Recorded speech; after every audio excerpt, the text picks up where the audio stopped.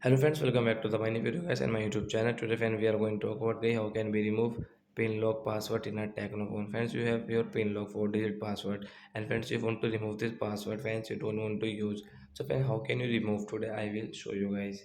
So you can see guys, I have this pin lock guys, and guys my password is 2580, and guys I want to remove this pin. So how to remove? First of all, open your phone setting guys. Then guys scroll it. Guys click on phone security setting guys.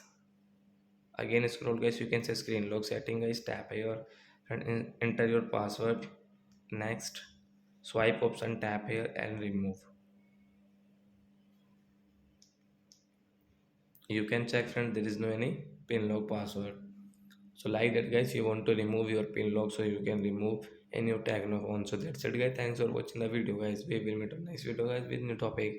Before going guys, please go and like the video, subscribe the channel. Bye bye friends.